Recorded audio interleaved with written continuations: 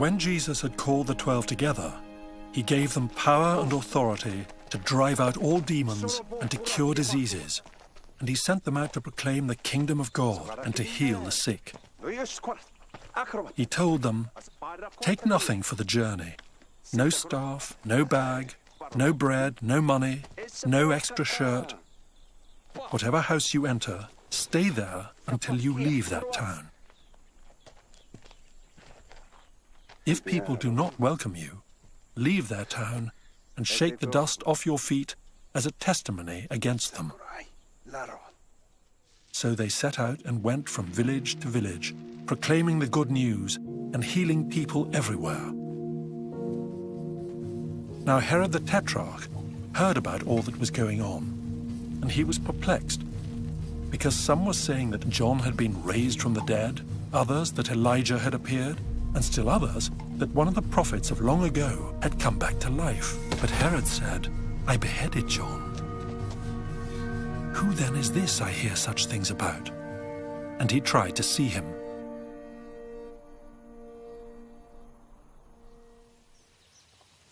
When the apostles returned, they reported to Jesus what they had done. Then he took them with him, and they withdrew by themselves to a town called Bethsaida.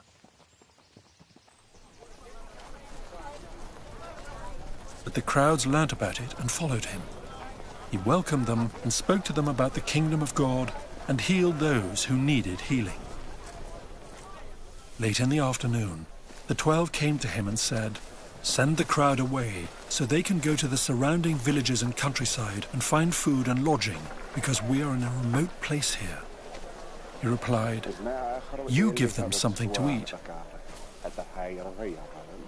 They answered, "We have only 5 loaves of bread and 2 fish. Unless we go and buy food for all this crowd." About 5,000 men were there. But he said to his disciples, "Have them sit down in groups of about 50 each." The disciples did so, and everyone sat down. Taking the 5 loaves and the 2 fish, and looking up to heaven, he gave thanks and broke them. Then he gave them to the disciples to distribute to the people. They all ate and were satisfied.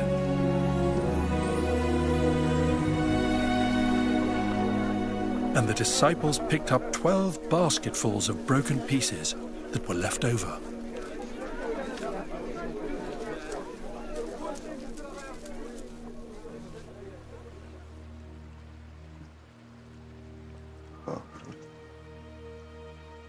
Once when Jesus was praying in private and his disciples were with him, he asked them,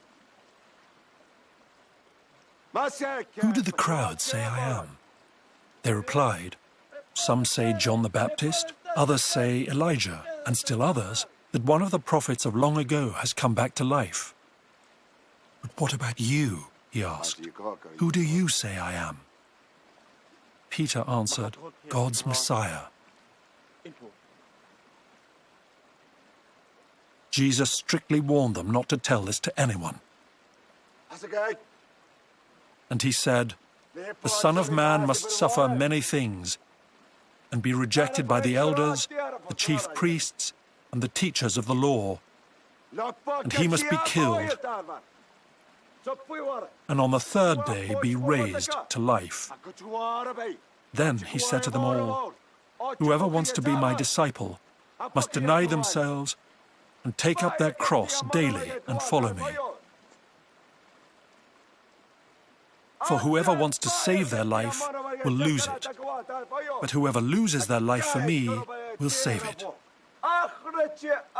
What good is it for someone to gain the whole world and yet lose or forfeit their very self?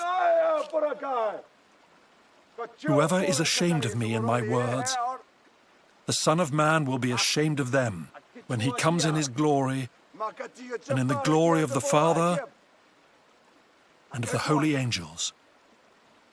Truly I tell you, some who are standing here will not taste death before they see the kingdom of God."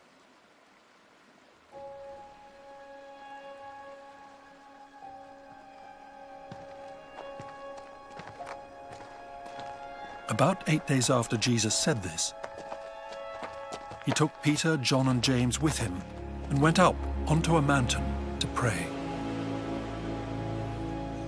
As he was praying, the appearance of his face changed, and his clothes became as bright as a flash of lightning.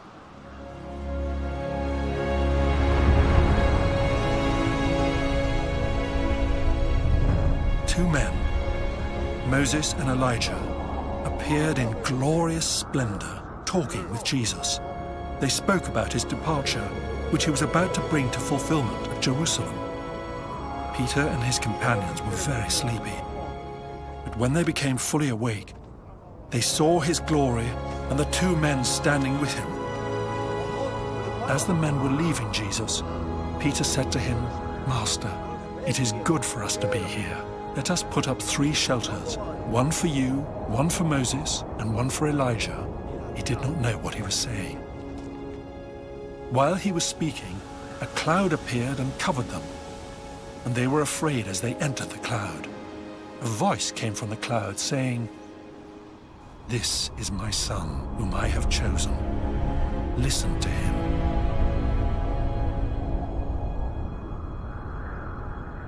When the voice had spoken, they found that Jesus was alone. The disciples kept this to themselves and did not tell anyone at that time what they had seen. The next day, when they came down from the mountain, a large crowd met him. A man in the crowd called out, "Teacher, I beg you to look at my son, for he is my only child. A spirit seizes him and he suddenly screams. It throws him into convulsions so that he foams at the mouth. It scarcely ever leaves him and is destroying him. I begged your disciples to drive it out, but they could not." "You unbelieving and perverse generation," Jesus replied. "How long shall I stay with you and put up with you? Bring your son here." Even while the boy was coming, the demon threw him to the ground in a convulsion.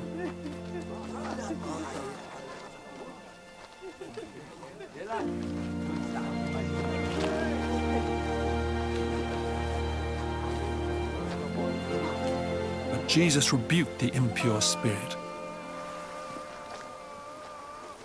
healed the boy, and gave him back to his father. And they were all amazed at the greatness of God.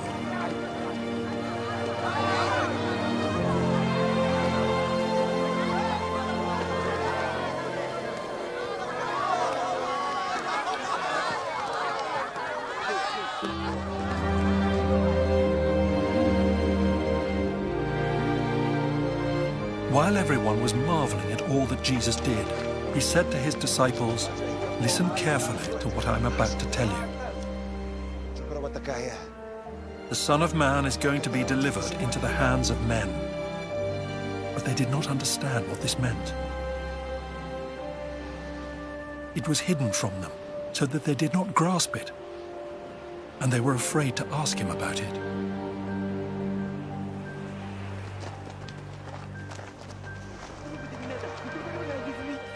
An argument started among the disciples as to which of them would be the greatest. Jesus, knowing their thoughts, took a little child and had him stand beside him. Then he said to them, "Whoever welcomes this little child in my name welcomes me. And whoever welcomes me welcomes the one who sent me. For it is the one who is least among you all who is the greatest." "Master," said John, "we saw someone driving out demons in your name, and we tried to stop him, because he is not one of us." "Do not stop him," Jesus said, "for whoever is not against you is for you."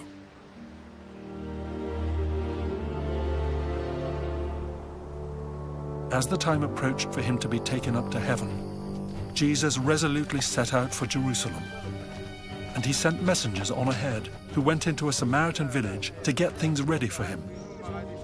But the people there did not welcome him because he was heading for Jerusalem.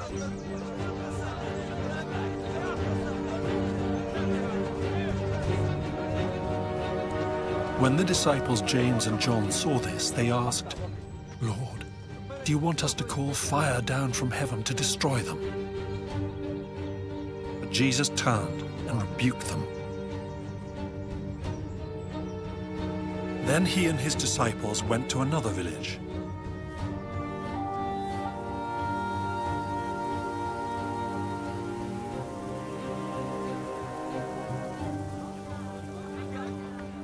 As they were walking along the road, a man said to him, "I will follow you wherever you go."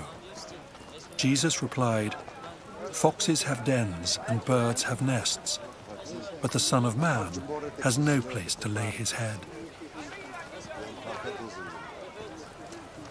He said to another man, "Follow me." But he replied, "Lord, first let me go and bury my father." Jesus said to him, "Let the dead bury their own dead. But you go and proclaim the kingdom of God."